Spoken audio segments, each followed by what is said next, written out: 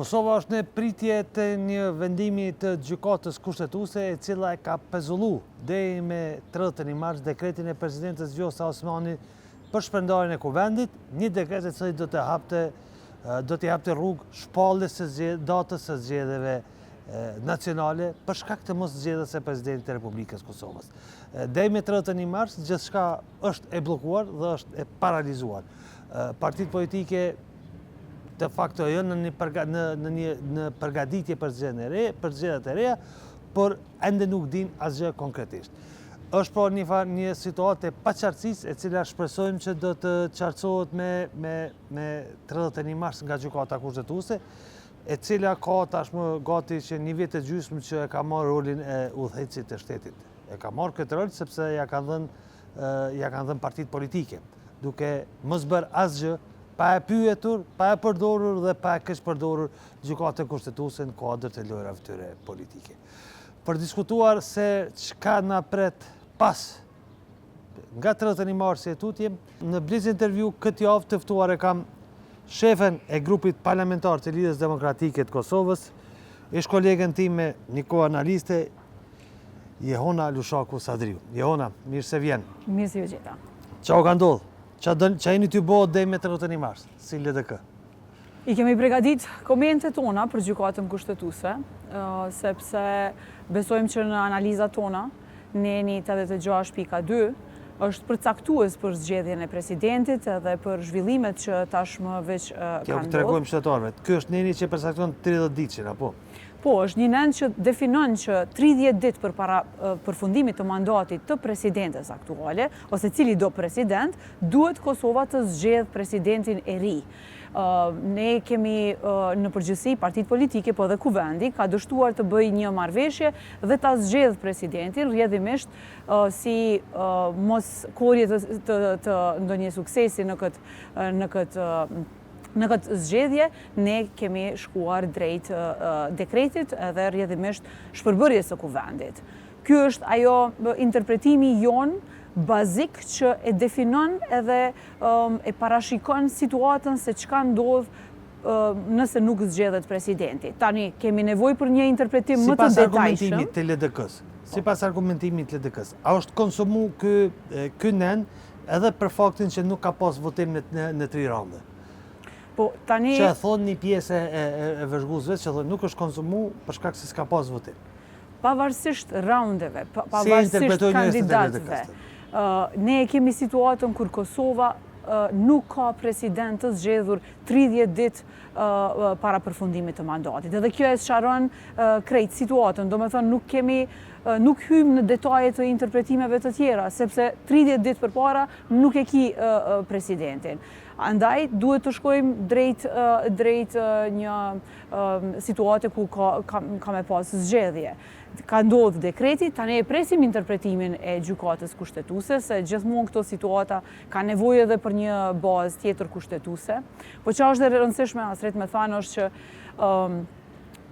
kemi pasur një lloj procesi edhe dialogimi, ku LDK-ja ka dhënë gjithçka për t'i dhënë zgjidhje politike kësaj situate, për të mos ardhur pikërisht këtu, për të mos ardhur edhe tek pika e shkuarjes në zgjedhje, me që ka ndodhur edhe 2025 edhe shumë herë qytetarët është dashur të shkojnë në zgjedhje, ne kemi menduar edhe kemi ofruar veten kontributin ton në procesin e dialogimit për të gjetur një zgjidhje. Kemi bërë thirrje që të mos ketë imponime, që të ketë gatishmëri për konsensus edhe gatishmëri për një marrëveshje politike. Për këto 2 të fundit kemi qenë plotësisht në dakordans që të jepim kontributin ton, vetëm që ta gjejmë një emër të përshtatshëm edhe të jepim president Kosovës. Po veç kritikat ose si më thon akuzat nga lëvizja vetëvendosje është se s'keni jep emër të kandidatit asnjëherë. Se nuk e bët këtë. Dhe sa janë të bazuara këto kritika? LDK-ja në krejt dialogun e saj që e ka pas edhe participimin në debat, asnjëherë s'ka kërkuar diçka për vete. Ne si parti kemi 15 deputet, kemi dëshiruar që të vim gjatë negociatave tek emrat konsensual. E për me ardhë se emri konsensual nuk duhesh me pas emër me librez partijake ose emër njanshëm, duhet gjatë dialogimit, gjatë diskutimeve intenzive për me ardhë tek lista emrash ku pastaj definohet se cili emër ka për kraje më të shumti. Do me thënë, ne s'kemi ardhë hiç në pikën kur është dashur që të bëhen propozime, sepse gjatë procesit edhe vetëvendosje, po edhe PDK, bën propozime që të shkohet një anshëm me propozimet e tyre partijake. Për çka ne si parti nuk kemi qenë për atë verzion. Gjatë dialogimit, gjatë diskutimeve duhet me ardhë tek emrat. Do me thonë, nuk kemi ardhë deri te ajo pike. Dhe kjo është për mungesë vullneti, me thonë drejtën. Se vetëvendosje me gjitha ata numra që ka, po edhe PDK në këtë rast, kanë mundur që të bëjmë përpjekje për të gjetur një emër mbi partijak, konsensual, që do të përfshinte vullnetin e shumicës së deputetëve. Pretja una, po thoni që gjatë tyre takimeve LDK s'ka kërkuar gjë për veti. Ndërkohë që informatat, po ato që e thot televizja vetëvendosje, është që ju keni kërkuar ose bashkëqeverisje ose marrëveshje për konsensuale për presidentin. Pra nuk pi bjen që s'keni kërkuar gjë për vete. Jo, nuk kemi kërkuar që një emër i yni të jetë president. A keni lënë hapësirë për bashkëqeverisje, për të zgjedhur presidentin? Ne kemi kërkuar marrëveshje politike. Marrëveshje politike, që i bjen për bashkëqeverisje. Që i bie një marrëveshje e gjerë në të cilën diskutohet edhe qeverisja po edhe presidenti. Do me thonë një hapje e diskutimeve për një marrëveshje politike. S'po them që keni bërë gjë keq, por Jo, kjo nuk është keq. Kjo nuk është keq, kjo është e domosdoshme që legitimiteti ynë të përkthehet në fuqi vendimore, se kjo është çka bëjnë partitë politike rëndom.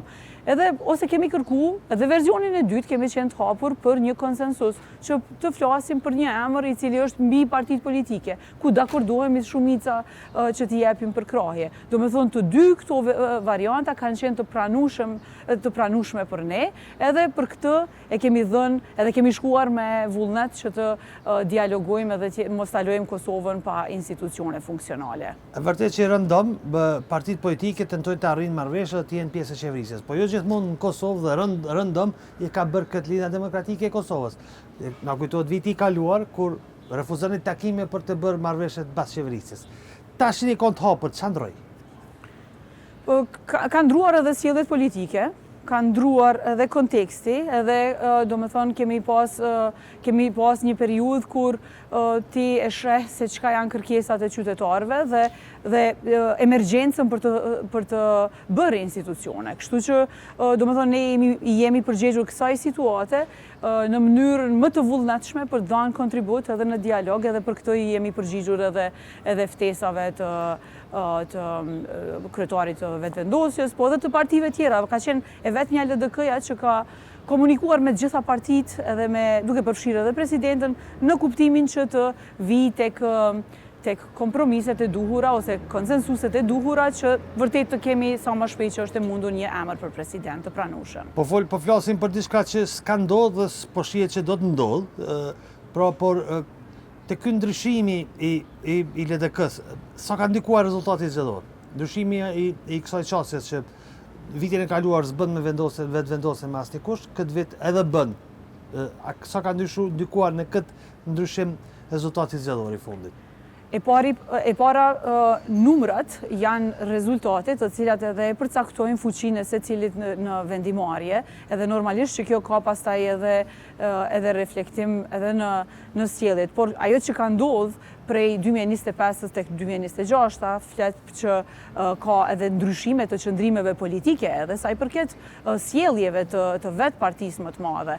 Por kemi dashur vërtet që në këtë periudhë të jepim shans dialogut edhe që në bazë të fuqisë tonë dhe të peshës tonë të votës të jepim kontributin tonë në zgjedhjen e presidentit, para së gjithash, se këto e kemi prioritizu duke e parë që edhe ky institucion është dashur të themelohet dhe të funksionalizohet shteti.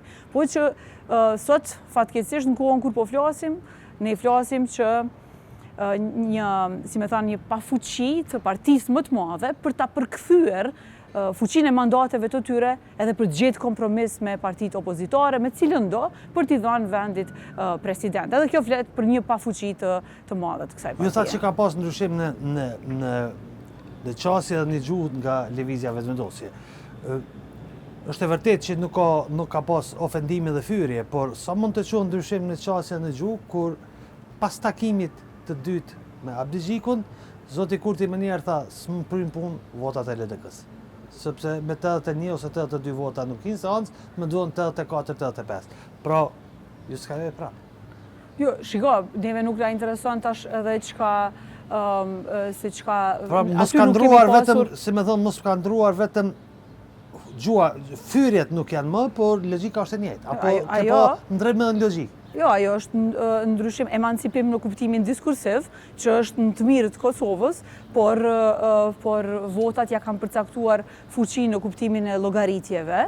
Ajo që na ka takuar neve është që të kontribojnë në procese me numrin e votave që i kemi në kuvend, dhe atë e kemi bërë. Tani, votat pse nuk i kanë mjaftuar ati, është përgjegjësi e tij, llogaritje e tij. Ne kemi dhënë vullnetin për këto vota që i kemi. Po për ndryshe ka pasur përpjekje që të bëhen vota edhe më shumë. Po, ka pasur përpjekje që të bëhen vota edhe më shumë, nga kush? Po ka pas edhe deputet të tjerë që ka mundur që të flitet edhe me partitë të tjera. Për shembull, e ka pas edhe PDK-n me më shumë vota, e ka pas pastaj edhe OAK-n. OAK-n se ka taku hiç, se ka kërku votën e saj fare. Po pra, do me thonë edhe kjo është ajo, si me thonë, mos përpjekja e të shkuarës për tej kësaj. Por ne kemi folë në emër të 15 votave që i kemi në kuvend.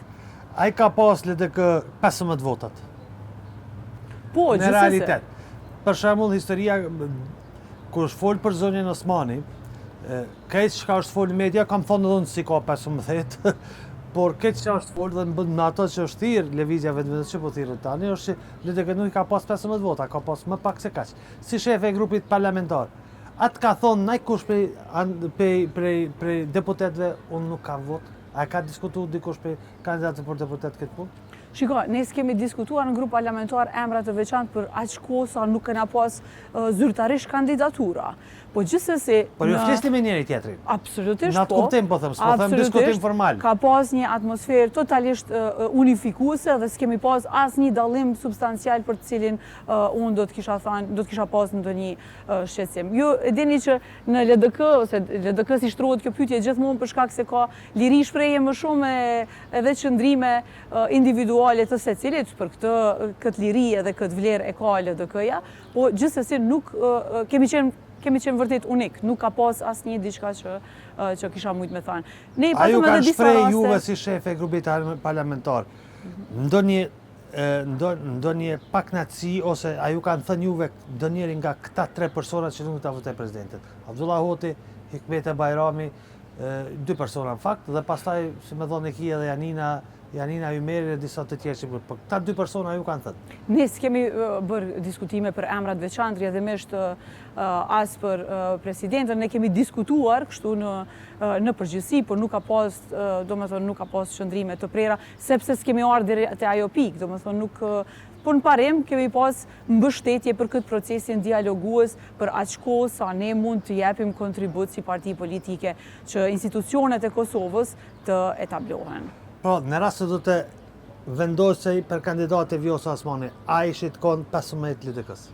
Kjo është hipotetike, do me thonë nuk... Si pas mendimit tënd? Nuk mendoj që... Se zonja Osmani thaj kam pas votat e deputetëve të LDK-s. Kam bisedu edhe me deputet të veç me deputet tjerë. Unë i kisha pas për 81 vota. A i kish pas? Jam e sigurt që vota kundër në vetëvendosje ka pas shumë më shumë se sa që do të kishte pas dikush në ndonjë çështje në LDK. Do me thonë, jam shumë e sigurt që prej LDK-s në parim ka marrë mbështetje, po kjo është situatë hipotetike për çka ne edhe ka pas një deklarim zyrtar të kryetarit. Unë po pyes për shkak se kjo situatë hipotetike është pjesë e pajtohem që është situatë hipotetike, po pjesë e diskursit publik, lëvizja vetëvendosje në vazhdimsi, po thotë nuk e kam, po shpjegimin se ka nominu Vjosa Osmanin, po thirret duke thënë që nuk i ka pas votat sepse LDK si ka pas votat. Jo, LDK-ja nuk ka qenë çështje dhe asnjëherë nuk ka refuzuar ndonjë emër përgjatë dialogimit, rrjedhimisht as presidenten Vjosa Osmani.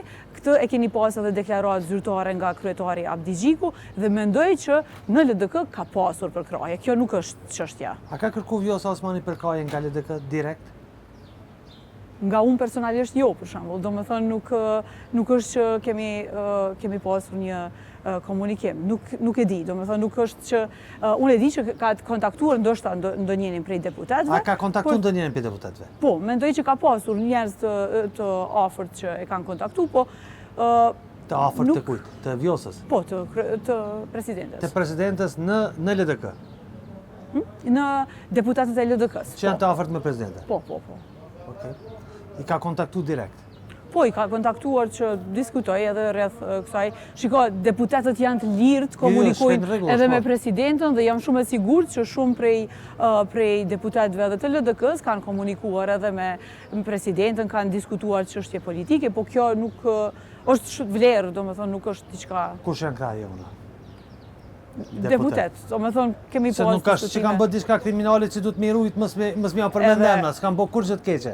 Jo, absolutisht. Kush po lipi një nivel të vogël transparencës nëse mundesh me ne edhe dhonë? Jo, nuk kisha preferu me përmend emra, sepse nuk janë, do me thonë, janë deputet që s'kanë, me thonë drejtën as nuk më kujtohen se cilë në numra sa mundet me qenë? Jo, nuk mund. Pa diçka anë atash? Jo, menoj që disa prej tyre po. Ma shumë se 5-6? Po, besoj. Ma shumë se 5-6. Okej, pse nuk bënë prezident? Pse lëvizja vetë vendosje nuk dashti me zgjedhë presidentin? Ose nuk dashti me arrit marrëveshje me zgjedhjen e presidentit që do të ishte i pranueshëm edhe për një ose dy parti tjera që janë në opozitë? Para së gjithash, sepse mungoj guximi për të bërë hapim përtej tek drejt kompromiseve ose koncesioneve ose, si me thanë, kompromisit i cili është i nevojshëm.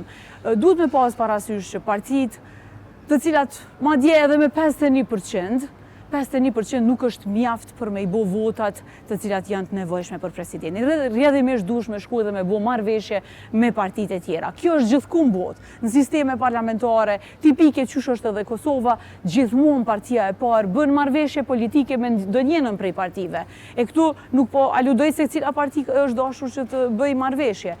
Mendoj që ka pas munges guximi për me shku një hap përtej nga ana e vetëvendosjes. Munges guximi apo munges dëshire? Ndoshta edhe munges dëshirë, po krejt kjo tani flet për një munges vullneti politik për të bërë zgjidhje, për t'i dhënë vendit institucione. Edhe kjo vërtet është në dëm të qytetarëve, sepse ne po e dim që tash një vit kemi pasur disa raunde zgjedhjesh, edhe vërtet qytetarët janë lodhë në vend se sot diskutojnë për politika, vendime të rëndësishme, që e ndryshojnë edhe e bëjnë më të mirë jetën e qytetarëve, ne ende po flasim për një emër për president. Edhe vërtet kjo po na humb shumë kohë në zhvillimin e vendit tonë. A ka pas LDK motive pse për mos me zgjedhë presidentin dhe me çu vendin drejt zgjedhjeve? A ka pas motive politike për këtë? Po ajo i din arsyet vet. Po mendoj që për kundër faktit që ka pasur një lloj iniciative për dialogim, nuk ka pasur një rezultat. Dhe kur mungon rezultati, pastaj bien në tokë proceset. Mendoj që është dashur që të shtyej edhe më me ngulm në kuptimin e arritjes së marrëveshjeve për t'i dhënë ose për ta pasur emrin. 30 ditë përpara ne është dashur që ta kemi emrin e presidentit të zgjedhur me përkrahje me shumicën e votave që kërkohet me kushtetues. Po LDK-ja ka dashur me çu vendin zgjedhje, mos më zgjedh presidenti. Jo, LDK-ja ka dashur me ngulm që të kontribuojë në zgjedhjen e presidentit.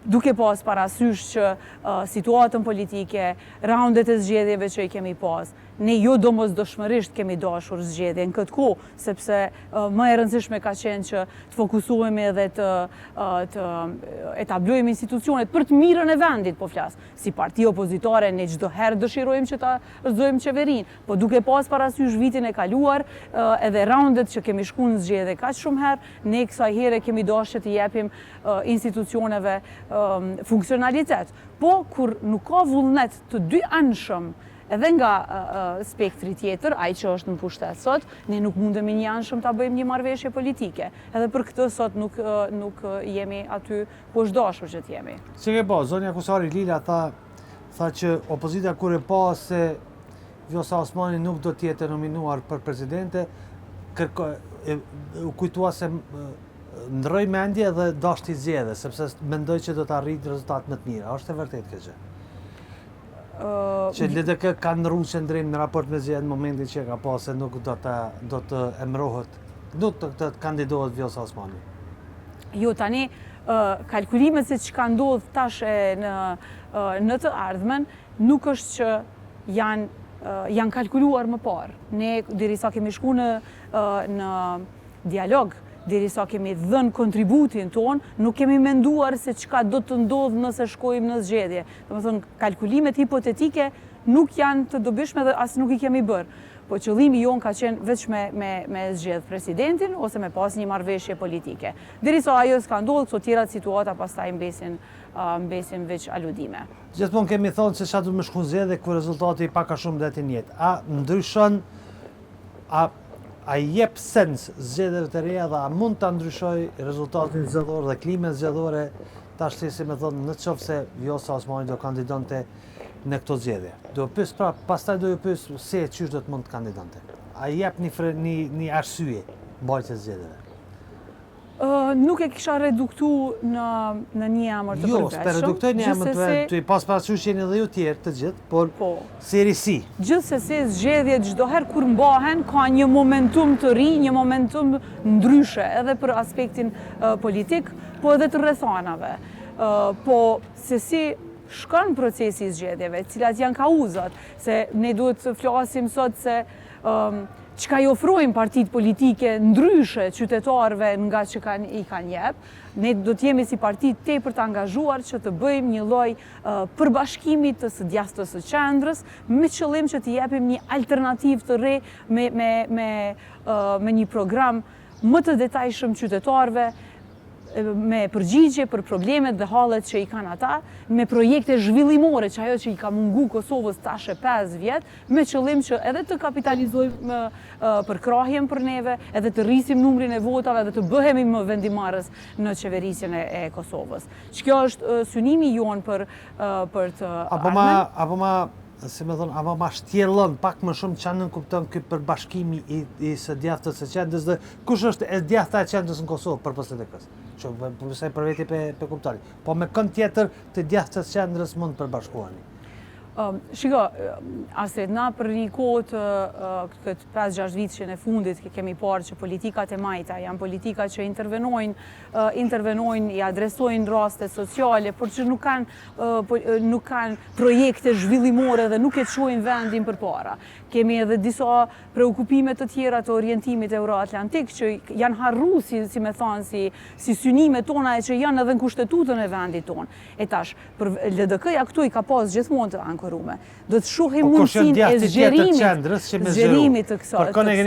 E tash, kemi për të gjithë ata që identifikohen me këto vlera. Mundën me qenë grupe njerëzish, mundën me qenë grupe të njerëzve që janë intelektual, të njerëzve që janë me dashamirësi që vendosin me hyrje politik e me i kontribu të djathtës së qendrës, mundën me qenë edhe parti të tjera politike që vendosin të bashkohen këti, si me thonë, kampi politik për të quar në nivel tjetër të djathtën e qendrës. Direkt, po të pyes, për çka po diskuton LDK me presidentin Osmani? Për çfarë lloj aranzhimesh politike? Unë nuk jam në djeni që na kemi diskutime konkrete, se vërtet nuk mendoj që as në këtë fazë është duke ndodhur diçka.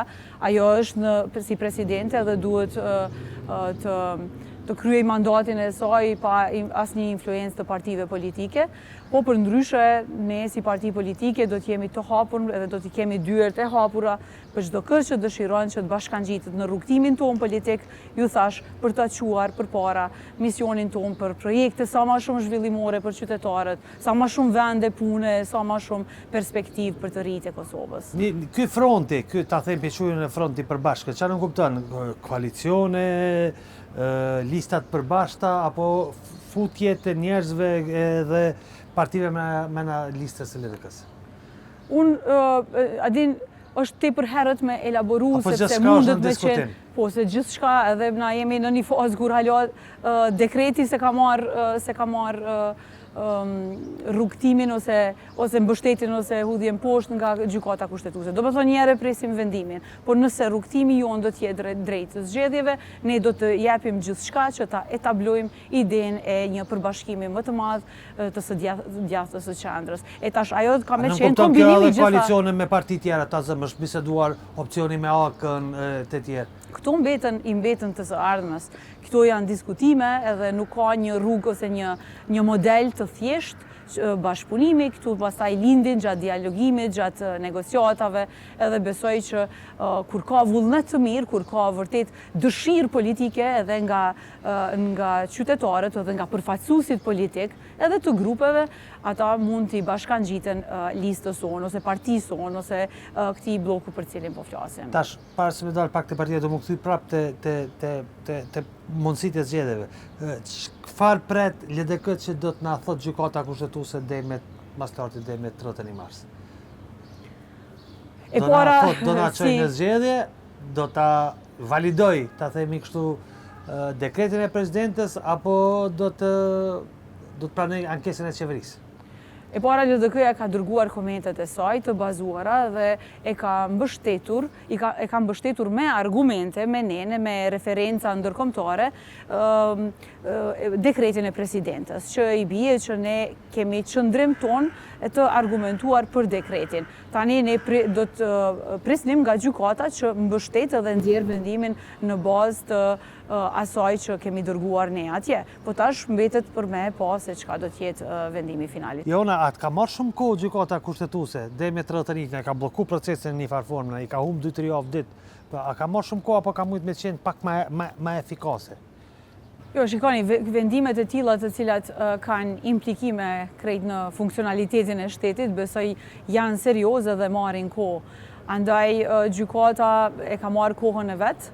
Ajo mund të lëshoj një vendim gjithmonë nëse e ka gati edhe më herët se kjo datë. Do të bënte mirë, sepse sa më herët që është, ne do të sqaroheshim situatat politike dhe do të kishte pastaj konsekuenca dhe zhvillime politike që është më mirë kur nuk humbet shumë kohë.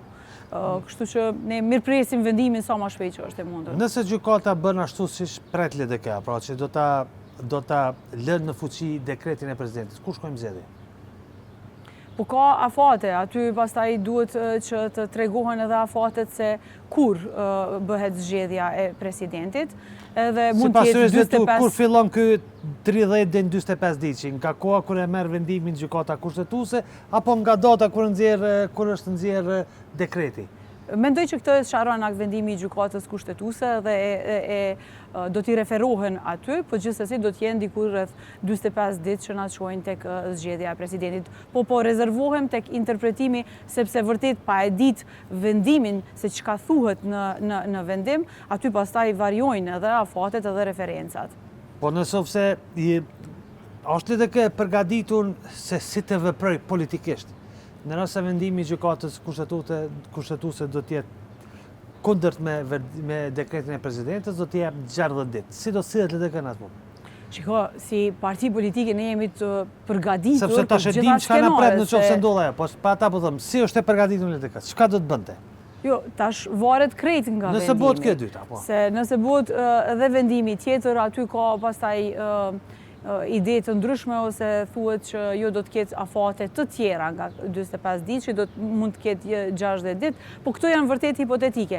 Ne politikisht jemi të gatshëm të participojmë gjithmonë për t'i dhënë vendit institucione.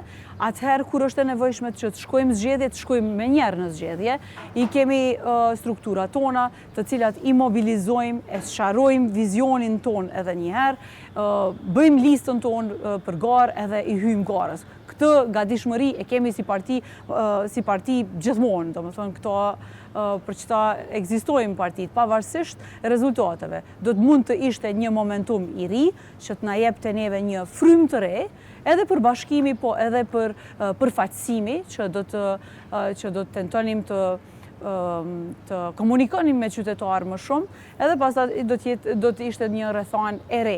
Po them, po kjo është gjithmonë në rastin që ne shkojmë drejt zgjedhjeve, për çka rrjedha logjike e gjërave mund të jetë më e përafërta. Jo, sipas juristëve tuaj, nëse është diskutuar kjo punë, çka ndodh pas 5 prillit, kur vendi nuk ka më, kur presidenti aktual duhet ta lirojë detyrën, kush hyn në vend saj? Kush ulet në karrikën e saj? Apo ende nuk dihet? Jo, kjo është pjesë që definohet, po them edhe me pra, këtë shpresoni që do ta definoj edhe vendimin. Po e shohim që në këtë vendin tonë kemi shumë zbrazësira edhe po kemi nevojë gjithmonë për interpretime kushtetuese për t'i dhënë kohje pastaj zhvillimeve politike. Dhe kjo është faktikisht është si vend me demokraci të brisht, po kemi nevojë gjithmonë që vendimarrjen t'ia hudhim gjykatës kushtetuese. Do të bënim mirë sikur nganjëherë vullneti politik të mos i çonte të gjitha vendimet në gjykatë kushtetuese, sepse nganjëherë është vullneti politik ai që e përcakton kohën, edhe kur ka vullnet, jo domosdoshmërisht na duhen interpretimet e detajshme të gjykatës kushtetuese. Po me që është kështu, ne vërtet duhet ta presim vendimin e gjykatës kushtetuese që t'i sqaroj. Mos harrojmë edhe një herë që kjo është një lloj krize politike në të cilën jemi sot, ku ka shumë pikpyetje. Dhe këto pikpyetje nuk i kanë vetëm partitë politike, po i ka edhe vetë demokracia e re e shtetit tonë. Pastaj, me vendimet e gjykatës kushtetuese, ne i ndërtojmë praktikat tona për çka edhe hapën shtigjet e së ardhmes. Jona, LDK nuk ka kryesi, pse?